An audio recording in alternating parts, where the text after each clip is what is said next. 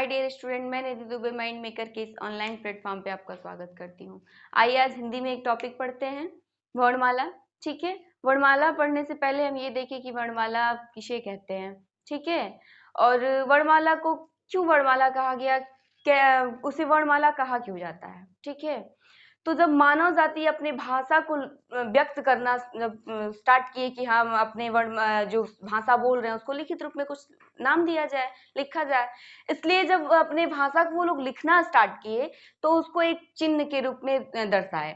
ठीक है, तो वही यहाँ लिखा हुआ है कि मानव ने भाषा लिखने के लिए जो चिन्ह का चिन्ह बनाए। ठीक है, मानव ने भाषा लिखने के लिए जो चिन्ह बनाए उसे क्या कहते हैं, वर्ण कहते हैं। ठीक है, अगर आप कोई पूछे कि वर्ण किसे कहते हैं तो आराम से हम बता सकते हैं कि मानव जाति जिस अपनी भाषा को व्यक्त करने के लिए या दर्शाने के लिए जिस चिन्ह का प्रयोग किया उन्होंने, उसे हम वर्ण कहते हैं। ठीक है, और उसी वर्णों को जोड़कर, ठीक है, उसी वर्ण को जोड़कर शब्द बनाया गया। ठीक है, उसी वर्ण को जोड़ करके क्या बनाया गया, शब्द बनाया गया। ठीक है, शब्दों को जोड़ करके क्या बनाया गया, वाक्य बनाया गया। शब्दों को जोड़ करके वाक्य बनाया गया। ठीक है, वाक्य बनाया गया। अब यहाँ देखिए, और वाक्य को जोड़ करके क्या बना दिया गया, भाषा बनाया गया। ठीक है, एक क्वेश्चन भी आता है इसमें कि भाषा की सबसे छोटी इकाई क्या होती है। ठीक है, तो नॉर्मल सी जवाब सब लोग दे देते हैं कि भाषा की सबसे छोटी इकाई ध्वनि होती है। ठीक है, लेकिन क्वेश्चन घुमाता है। ये क्वेश्चन एक ऐसा क्वेश्चन है अपने में जो इस पे 4 तरह के क्वेश्चन आ जाते हैं, 5 तरह के क्वेश्चन आते हैं। अगर सिंपल सा क्वेश्चन कर दिया कि भाषा की सबसे छोटी इकाई कौन सी है, तो क्या लिखेंगे हम, ध्वनि लिखेंगे। ठीक है, इसमें भी क्वेश्चन घुमाता है कि भाषा की सबसे छोटी इकाई लिखित रूप में कौन सी होती है। ठीक है, तो उस सिचुएशन में क्या करेंगे, वर्ण पे ट्रिक लगाएंगे, वर्ण होती है, यानी भाषा की सबसे छोटी इकाई लिखित रूप में वर्ण होता है, और भाषा की सबसे छोटी इकाई मौखिक रूप में ध्वनि होता है। ठीक है, ध्वनि होता है। और अगर पूछ दे कि भाषा की सबसे छोटी सार्थक इकाई कौन सी होती है, भाषा की सबसे छोटी सार्थक इकाई कौन सी होती है, तो कौन सी होती है, शब्द होती है। ठीक है, शब्द होती है, शब्द सार्थक इकाई होती है, भाषा की सबसे छोटी सार्थक इकाई शब्द होती है। और फिर देखिए, इसी पे एक क्वेश्चन पूछ सकता है कि भाषा की सबसे छोटी भाव को व्यक्त करने वाली इकाई कौन सी है, भाव को व्यक्त करने वाली कौन सी इकाई है, तो वो हो जाएगा आपका वाक्य। ठीक है, अगला हो जाएगा आपका वाक्य। उसके बाद देखिए एक और बनता है क्वेश्चन इस पे, वर्णों की सबसे बड़ी इकाई क्या होता है, या फिर पूछ सकता है वर्णों की सबसे बड़ी इकाई किसे कहते हैं उस समय में, तो ये होता है भाषा कहलाती है। वर्णों की सबसे बड़ी इकाई क्या कहलाती है, भाषा कहलाती है। ठीक है, आगे देखते हैं इसमें कुछ विशेषताएं हैं इसकी। तो विशेषताएं इसकी हैं, वर्ण के उच्चरित रूप को क्या कहते हैं, ध्वनि। यहाँ हम लोग पढ़े कि भाषा की सबसे छोटी इकाई को ध्वनि कहते हैं, तो ये भी तो पूछ सकता है कि ध्वनि किसे कहते हैं, क्वेश्चन में ये भी पूछ सकता है कि ध्वनि किसे कहते हैं। ठीक है, तो वर्णों के उच्चरित रूप को हम क्या कहते हैं, ध्वनि कहते हैं। ठीक है, आगे देखते हैं, वर्णों को ही लिपि चिन्ह भी कहते हैं, वर्णों को ही हम लिपि चिन्ह भी कहते हैं। हिंदी भाषा में किसकी कौन सी लिपि है, अपनी हिंदी भाषा में कौन सी लिपि है, देवनागरी लिपि है।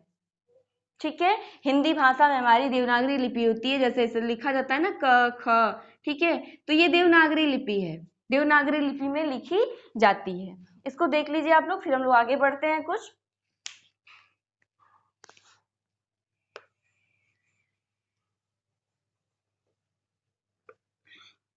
आगे बढ़ा जाए हम लोग, वर्णमाला से थोड़ा सा आगे बढ़ा जाए वर्णमाला में।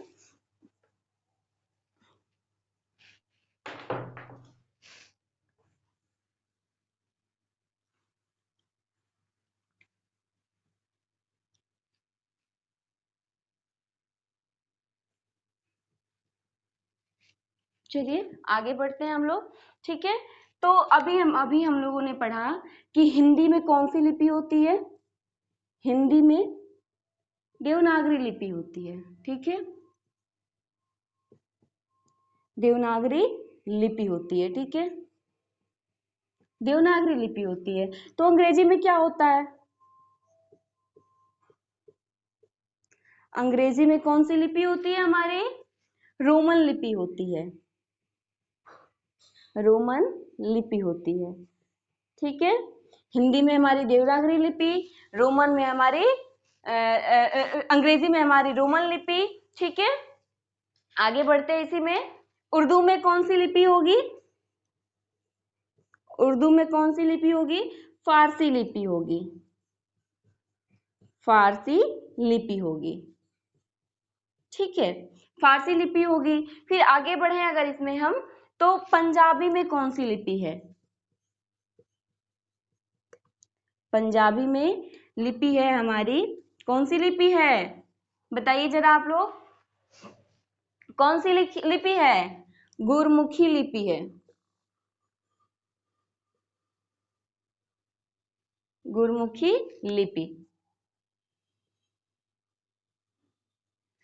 गुरमुखी लिपि। देखिए इस पे ये भी क्वेश्चन कभी कभी पूछ देता, अंग्रेजी में कौन सी लिपि होती है? तो रोमन लिपि होती है। उर्दू में कौन सी लिपि? तो फारसी लिपि होती है। पंजाबी में कौन सी लिपि होती है? तो गुरमुखी लिपि होती है, ठीक है। हिंदी में देवनागरी लिपि होती है। आगे बढ़ते हैं वर्णमाला की तरफ। वर्णमाला किसे कहते हैं? ठीक है, आइए।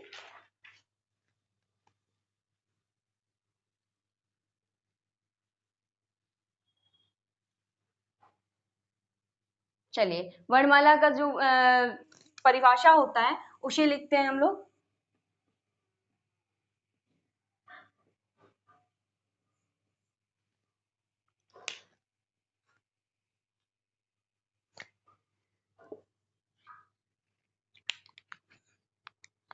लिखा जाए, वर्णों के क्रमबद्ध एवं व्यवस्थित व्यवस्थित समूह को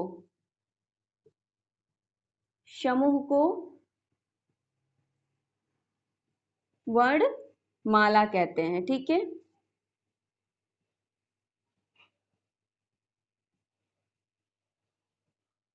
वर्णमाला किसे कहते हैं? वर्णों के क्रमबद्ध एवं व्यवस्थित समूह को क्या कहते हैं? वर्णमाला कहते हैं, ठीक है। अब आगे पढ़ते हैं हम लोग, वर्णमाला के भाग कितने होते हैं, ठीक है। आगे आइए पढ़ते हैं हम लोग वर्णमाला के भाग। वर्णमाला के भाग तो सब लोग जानते हैं।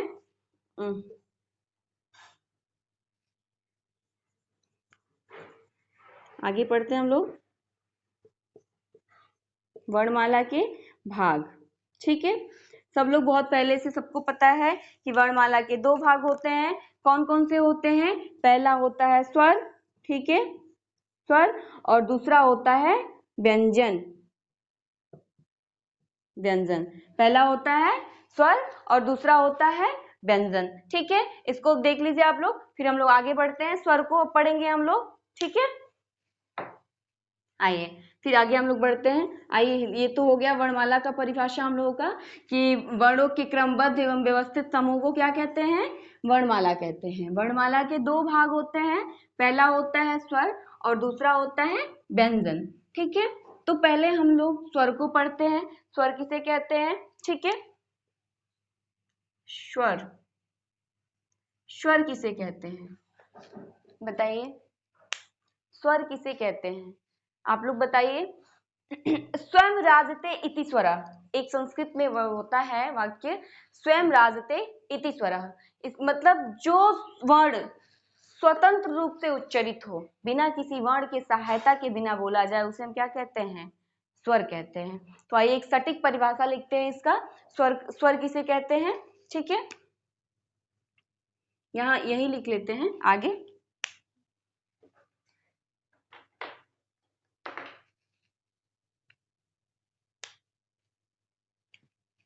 वे वर्ण जो उच्चारण में किसी दूसरे वर्ण की सहायता न ले, उसे क्या कहते हैं? स्वर कहते हैं।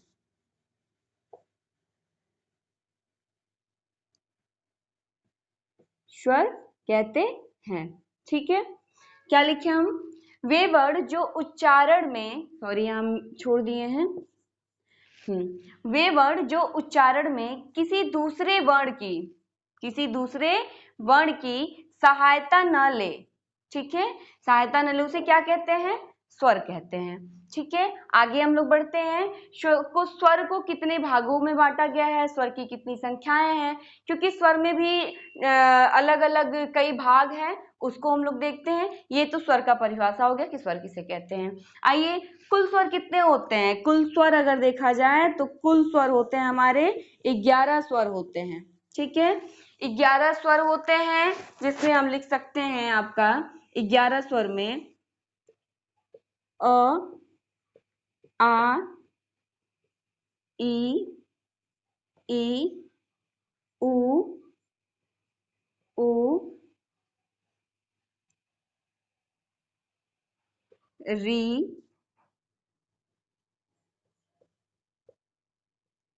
ए,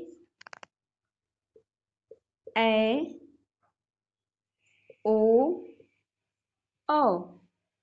ठीक है, अ, आ, ई, उ, री, ए, ओ, औ।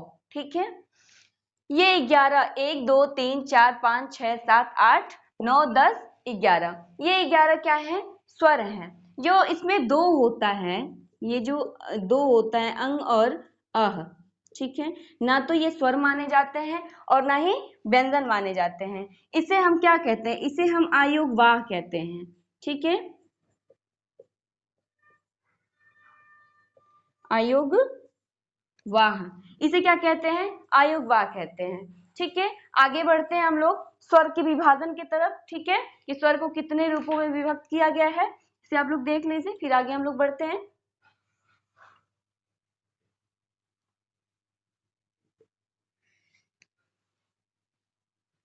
ठीक है, तो स्वर का विभाजन जो है हम लोग पढ़ लेते हैं थोड़ा सा। हम लोग का दूसरा हेडिंग होगा स्वरों का विभाजन। स्वरों का विभाजन, ठीक है, स्वरों को कितने रूप में विभक्त किया गया है। ठीक है, तो स्वरों को हम क्या कहते हैं? स्वरों को हम 3 रूप से विभक्त कर सकते हैं। कौन कौन से? 3 रूप से विभक्त कर सकते हैं।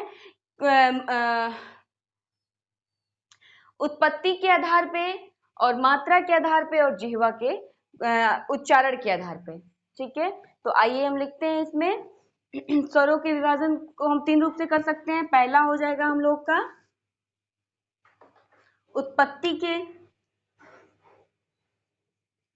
उत्पत्ति के आधार पे।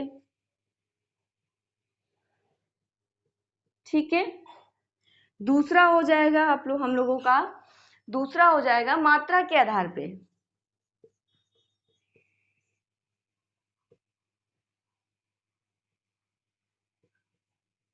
मात्रा के आधार पे। ठीक है, तीसरा कौन सा हो जाएगा हमारा? बताइए, तीसरा कौन सा हो जाएगा? जिह्वा के आधार पे। जिह्वा के आधार पे।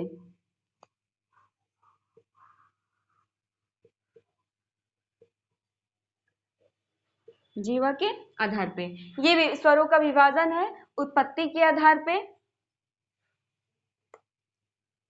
उत्पत्ति के आधार पे, मात्रा के आधार पे, और जिह्वा के आधार पे। ठीक है, ये 3 विभाजन हो गया। आइए हम लोग पढ़ते हैं उत्पत्ति के आधार पे कैसे स्वरों का विभाजन किया गया है। देखते हैं आगे हम लोग।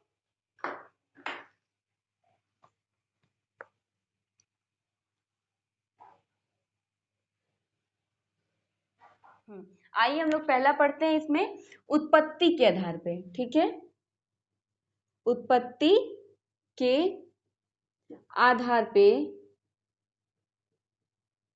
आधार पर स्वरों के भेद।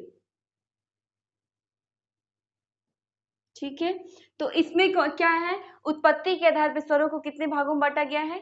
तीन भागों में बांटा गया है, ठीक है। मूल स्वर, दीर्घ स्वर और एक आपका हो जाएगा संयुक्त स्वर, ठीक है। तो आइए हम लोग पढ़ते हैं। पहला हो जाएगा आपका मूल स्वर, ठीक है। दूसरा हो जाएगा आपका दीर्घ स्वर, ठीक है। दूसरा हो जाएगा आपका दीर्घ स्वर और तीसरा हो जाएगा आपका संयुक्त स्वर, संयुक्त स्वर। तीसरा हम लोग का संयुक्त स्वर, ठीक है। ये उत्पत्ति के आधार पर स्वरों के भेद हैं। कौन कौन से हैं? मूल स्वर, दीर्घ स्वर और ह्रस्व स्वर। आइए अब ये देखते हैं कि मूल स्वर किसे कहते हैं, दीर्घ स्वर किसे कहते हैं और संयुक्त स्वर किसे कहते हैं, ठीक है। आइए आगे बढ़ते हैं हम लोग।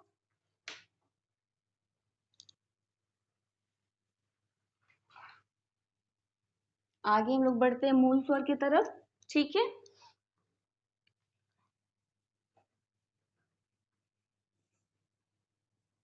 मूल स्वर,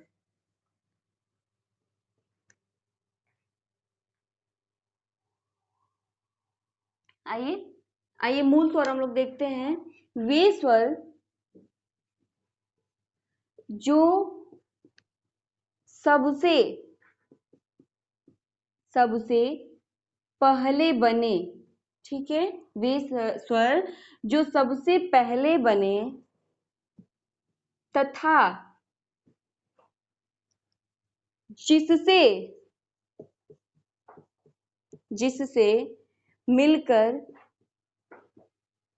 मिलकर अन्य स्वर बने, अन्य स्वर बने,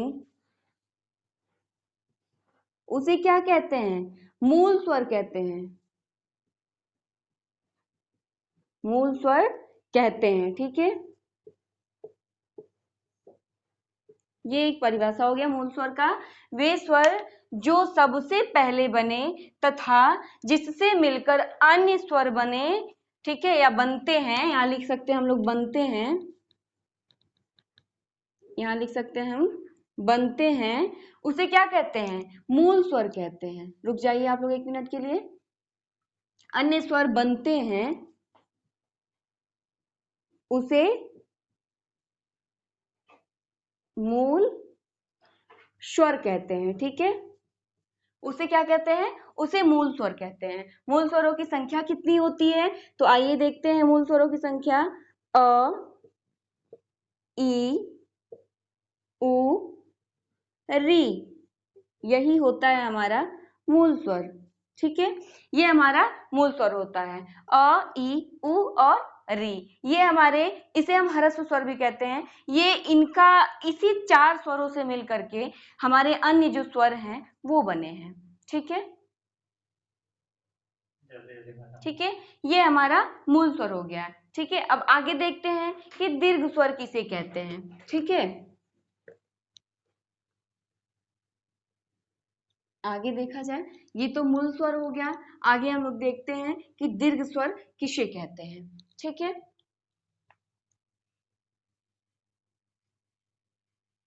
दीर्घ स्वर, दीर्घ स्वर किसे कहते हैं, ठीक है। और दीर्घ स्वर में कौन कौन सी वर्ण आते हैं, ठीक है। देखिए दीर्घ स्वर किसे कहते हैं, ये देखिए जो अ, ई, उ, री बना है ना, उसी से जोड़ करके बना हुआ है दीर्घ स्वर, ठीक है। तो आइए देखते हैं, आइए हम दीर्घ स्वर देखते हैं किसे कहते हैं दीर्घ स्वर। तो आइए देखते हैं, एक ही मूल स्वर के, एक ही मूल स्वर को दो बार जोड़ने से जो वर्ण दीर्घ रूप लेता है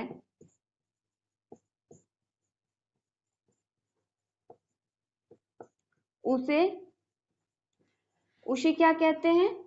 दीर्घ स्वर कहते हैं, ठीक है।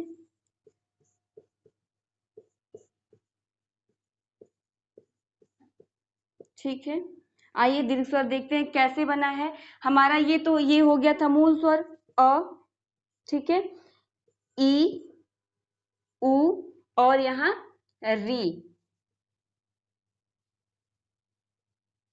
री, अ, ई, उ और री, ठीक है।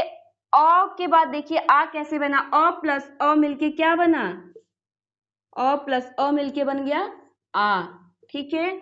उसके बाद देखिए यहाँ ई प्लस ई मिलके क्या बना, बड़ी ई बन गया, अ प्लस ई मिलके क्या बना, बड़ी ई बन गया, ठीक है। यहाँ प्लस ऊ मिलके क्या बना, हमारा यहाँ बन गया बड़ा ऊ, ठीक है।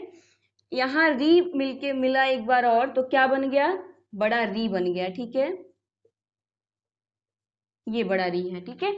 ये देखिए एक ही मूल स्वर है उसको दो बार जोड़ने से क्या बना, जो वर्ण दीर्घ रूप लेता है उसे दीर्घ स्वर कहते हैं, यानी जो रूप दीर्घ रूप लेता है उसे हम दीर्घ स्वर कहते हैं। अ प्लस अ मिलके आ बना, ई प्लस ई मिलके क्या बना, ई बड़ी ई बना, उसके बाद उ प्लस उ मिलके बन गया बड़ा ओ, री प्लस री मिलके बन गया बड़ी री। ये हो गया हमारा दीर्घ स्वर। आइए अब देखते हैं आगे हम कि मात्रा के आधार पे संयुक्त स्वर किसे कहते हैं, ठीक है।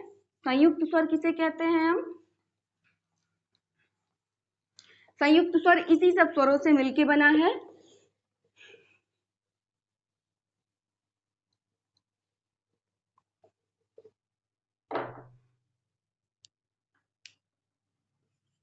संयुक्त स्वर, संयुक्त स्वर,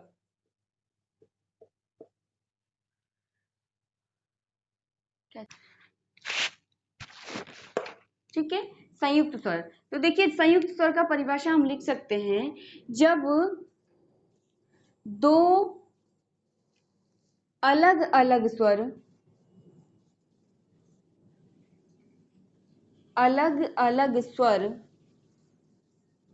आपस में मिलकर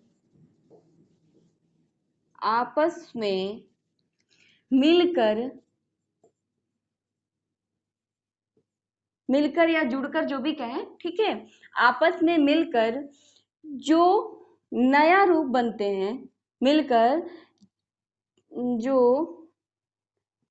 नया रूप बनते हैं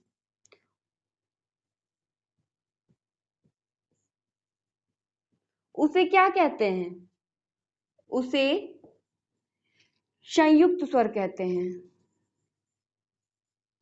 संयुक्त स्वर कहते हैं, ठीक है। आगे अब देखते हैं, ठीक है, आगे देखते हैं कि संयुक्त स्वर में कौन कौन से वर्ण आते हैं, ठीक है। संयुक्त स्वर तो ये हो गया जब दो अलग अलग स्वर आपस में मिलकर या जुड़कर, ठीक है, जो नया रूप बनते हैं, यानी जो नया वर्ड बनता है, जो नया स्वर बनता है, उसे हम क्या कहते हैं, संयुक्त स्वर कहते हैं, ठीक है। जैसे इसमें देख लीजिए अ या आ, ठीक है, अ प्लस आ नहीं, अब ऐसे हम कह सकते हैं अ आ, ठीक है, प्लस, ठीक है।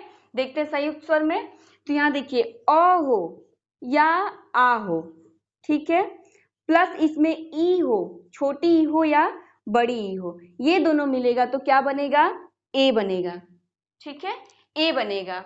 इसके बाद इसमें अ हो या आ हो, ठीक है, प्लस इसमें ए जुड़ जाएगा तो क्या बन जाएगा, ए बन जाएगा, ठीक है।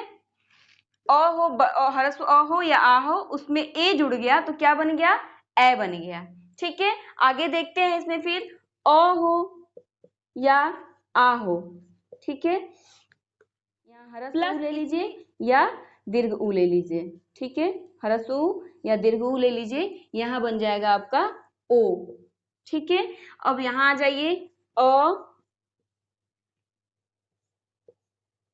प्लस आ प्लस ओ, यहाँ लेंगे तो क्या बन जाएगा, औ बन जाएगा, ठीक है। ये हमारा रहा संयुक्त व्यंजन।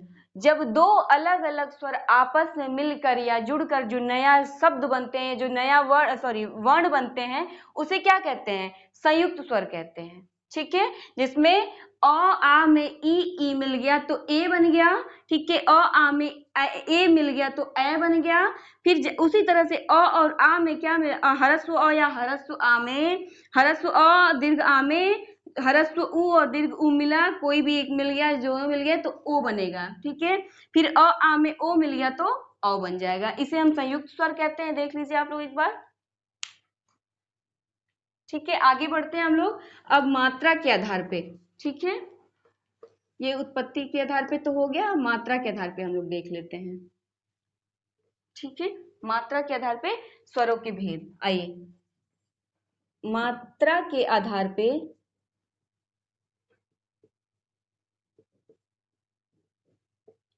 स्वरों के भेद। मात्रा के आधार पर स्वरों के भेद, तो कितने भेद होते हैं? 3 भेद होते हैं इसमें भी, ठीक है। पहला कौन सा होता है? ह्रस्व स्वर, ह्रस्व स्वर। दूसरा होता है हमारा दीर्घ स्वर, दीर्घ स्वर। तीसरा होता है ह्रस्व दीर्घ और प्लूत होता है, तीसरा होता है प्लूत स्वर, ठीक है। ह्रस्व दीर्घ और प्लूत होता है। देखिए इसको आप मात्रा में लिख भी सकते हैं या फिर वैसे भी समझ लीजिए। ह्रस्व स्वर किसे कहते हैं? जिसमें एक मात्रा हो, ठीक है। जिस वर्णों के उच्चारण में एक मात्रा का समय लगे उसे हम क्या कहते हैं? ह्रस्व स्वर कहते हैं। इसमें कौन कौन सा आ जाएगा आपका ह्रस्व स्वर में? अ, ई, उ और री। ये किस में आ जाएगा?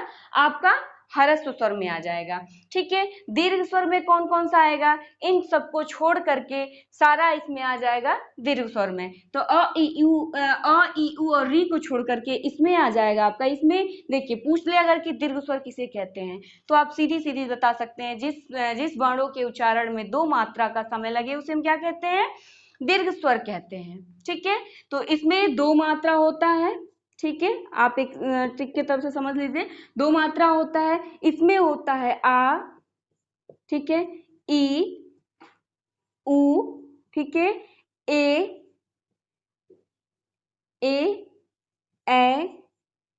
ओ और औ, ठीक है।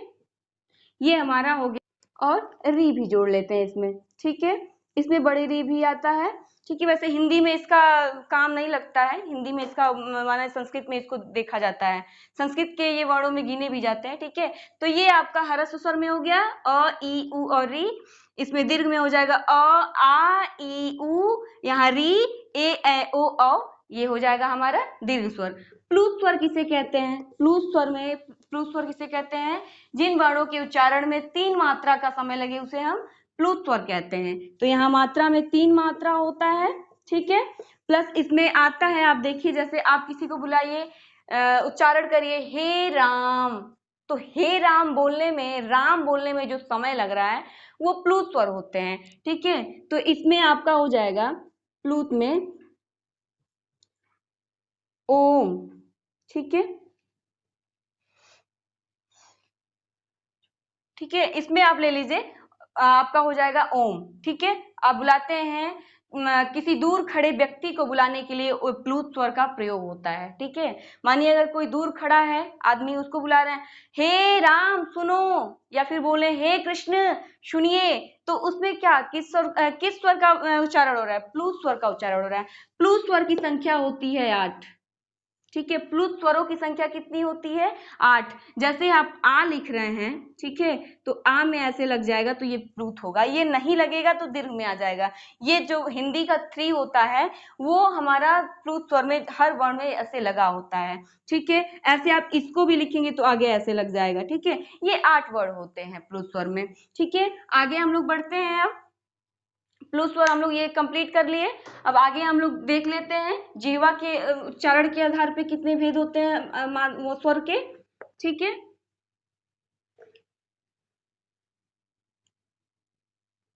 जिह्वा के आधार पे देख लिया जाता है कितने भेद होते हैं।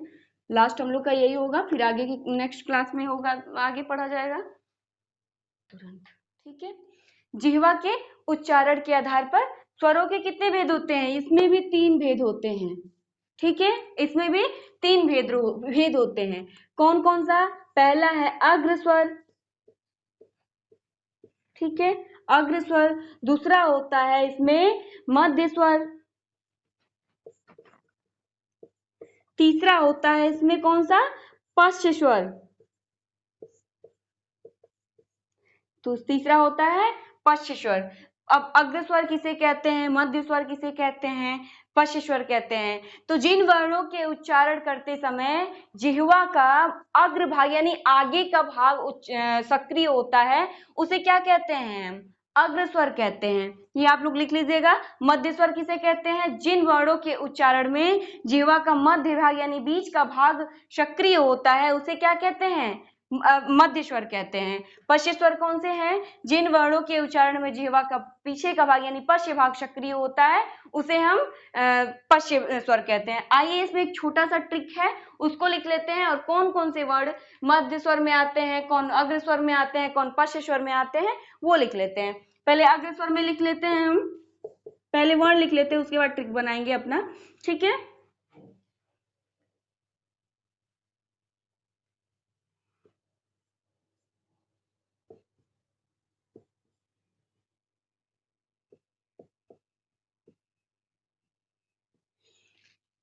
ई ए और री, ठीक है। ए तो है, ये नहीं है, ई ए है तो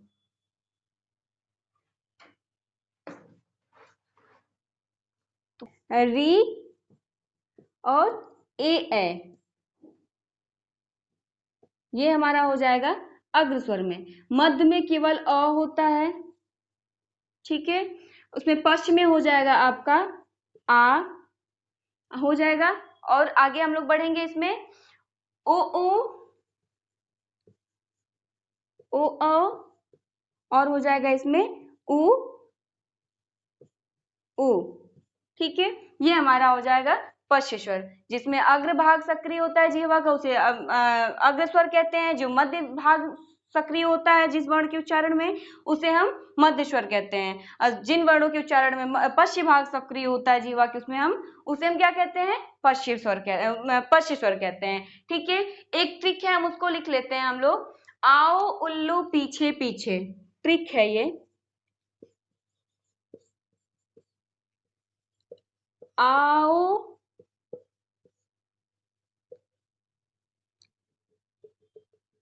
उल्लू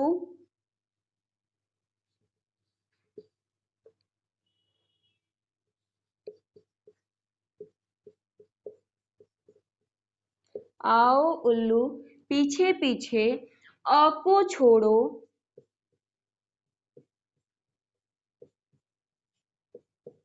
बीचे बीचे,